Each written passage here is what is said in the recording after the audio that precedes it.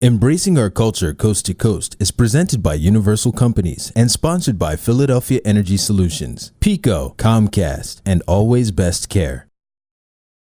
Hi, I'm Meklit, and you're watching a special edition of WURD Coast to Coast. My name is Meklit Hadero, and I'm a singer and musician, originally from Ethiopia. I grew up all over the States, and I've been in the San Francisco Bay Area for the past decade.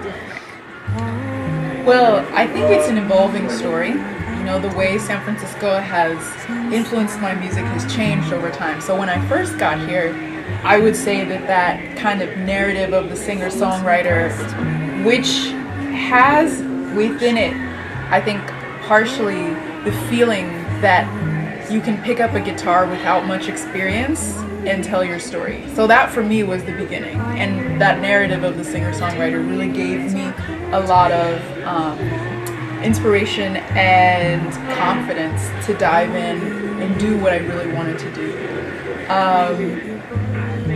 I think also that story of the singer-songwriter as poet, as lyricist, for whom the words are an equal component to every other aspect of the music, also has stayed with me throughout my music making. Still to this day, I can't sing something I don't believe in. But where it's changing now is that San Francisco is changing and the Bay Area is changing, and a lot of the artists are fleeing. So what once was like a space that was very much musicians from all over the world, of all disciplines and creative bents and inspirations, now is becoming what you might call artistically thinner and thinner, and we're all watching it happen, and it's very frightening, you know. And in the artistic community here, nobody's in a space where they're sure about what's going to happen next, and it feels that there's the possibility that it could all disappear. And it might, you know, we may all be somewhere else in the world soon, or, you know, certainly most people are leaving to the East Bay, and artists in the East Bay are going further out, and it's getting more and more difficult. So the story of San Francisco is becoming one that's more about displacement than artistic inspiration, which is really heavy, you know. It's a heavy moment for artists here, and we're trying to hold on for dear life.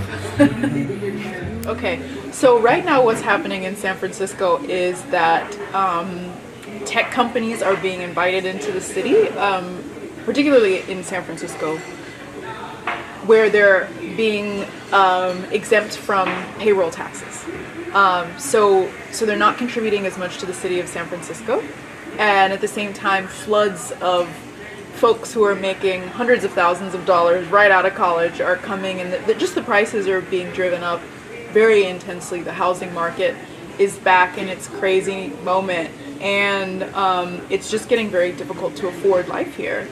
There's all sorts of radio programs and statistics coming out these days. NPR just did a series on it, and KLW, which is one of our very treasured local stations, just did a series on it, because it's on everybody's minds. You know, we're all wondering what's going to happen to our cultural life. I think in many ways people have a lot of hope that we'll be able to partner with tech companies so that their presence here doesn't mean the complete dissipation of part of the reason they came here, and part of the reason why the folks who work there come here, which is that exactly what we mentioned before, which is the fact that San Francisco has this reputation for being this artistic hub that you can engage with all sorts of disciplines and creative people from everywhere on the streets, you know.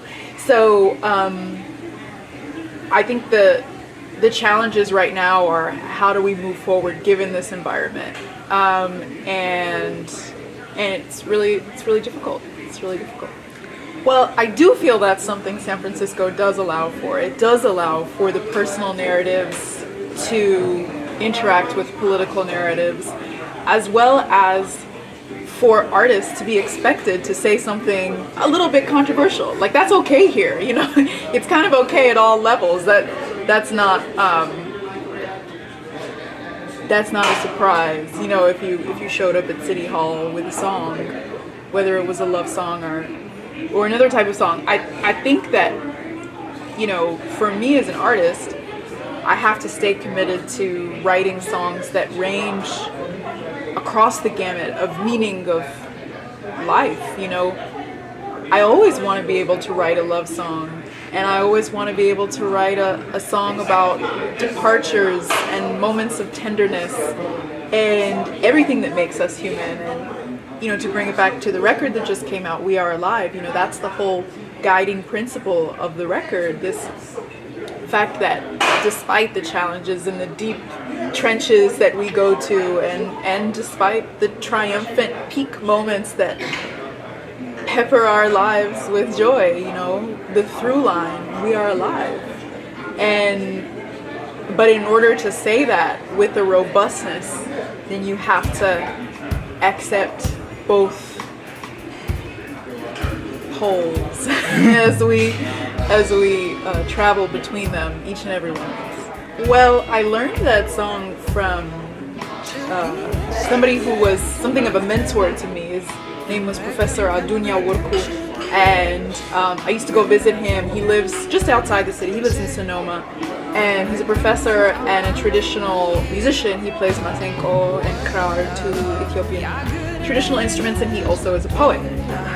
So he was teaching me different traditional songs one day, and he taught me Kemekem, and I just flipped out. I was like, this is it. I have to do this song. Like it was like the song just, I knew that it was mine. But the thing that I like even more about the song is that Kemekem actually is like an old slang term for freshly mown grass. So it's like, it's not just an afro. It's like the afro that has been perfectly coiffed and attended to, and the afro that comes with a swag, you know. But it's also a very traditional, almost like countryside song, and I like that too. You know, it's like deep in the culture, and it's a love song, and it's a funny song too. It's like, oh, you live at the top of the hill and I live at the bottom of the hill. Why don't you just roll on down and meet me there? And you know, if you only knew how to keep secrets, we could be completely discreet. You know, you wouldn't have to tell anybody. And talking to this person with the perfect afro, you know. So for me, it was something right away. I knew I had to sing it, and no matter where that afro is from, you know, people love that song. You know, there's something about it. Like it can grab you, even when you don't understand it word for word. Well, I think that, you know, my approach has always been that I can only represent the life that I've actually lived. You know, and that is a life where I was born in Ethiopia and I left when I was very young. So I'm never gonna play an Ethiopian song fully traditionally. Like every Ethiopian knows that, and every American knows that, you know. But what's great about that is that people can find something in it that they relate to, you know, wherever they're from, or different parts of the African diaspora, or just the human sentiment of like shining your truth sort of thing. So I've actually felt like there's been more pressure to be more Ethiopian, like, oh, this isn't Ethiopian enough for some people, but not Ethiopians. Ethiopians are really, like they're kind of interested in seeing like, oh wow, this is something different, this is something new, let's see where this goes. And that actually has been an incredible inspiration to me. That was something that I didn't know. You know, I didn't know how it would go. I didn't know how people would, you know, I didn't know how much they would be open to it. But I would say, like, on the side of the more world music purists, there's a lot of people who will say, oh, I only like it when you sing in Amharic, or oh, I only, you know, I want to hear more, be more Ethiopian, and then maybe I'll be able to get into it. And you know, it's funny though, because being a person who thinks of themselves as in between, like I'll also often get, oh, well, you know, your music's kind of jazz, but it's not really jazz. Or your music's kind of pop, but it's not really pop. Or your music's kind of Ethiopian, but it's not really Ethiopian. And I'm like, yeah, that's it. That's right where, if that's what you're getting, then that's what it is. You know, it's a little bit of everything, because I'm a little bit everything. Well, first I would just like to say that the word diaspora is a Greek word that means the scattering of seeds, right? And so that's what I feel allows it its broadness, because that's what allows it its broadness and yet its deep meaning, and a metaphor that allows people to take the space they need. And it's not just people from the African diaspora either. You know, I recently learned that 200 million people around the world are living outside their country of origin, and that's more than ever. And so diaspora is actually becoming a human story, much more than a narrow story. And I love that, because that to me feels like the future. In terms of where I want to take my music, I feel like, you know, first of all, like when I scan my inner catalogs, it's like I feel just thousands of songs. Like I'm writing more than ever. In the past month, I've written 4 songs, and they just keep coming, and that's amazing to me, because, you know, I've gone through periods where the songs were struggles, and that's not happening right now. And I'm sure it'll happen again, because that's just life. But so right now, I'm just enjoying being in a very creative place. And, you know, eventually I would love to do a children's album. You know, I imagine later in life, I'll be writing plenty of children's songs.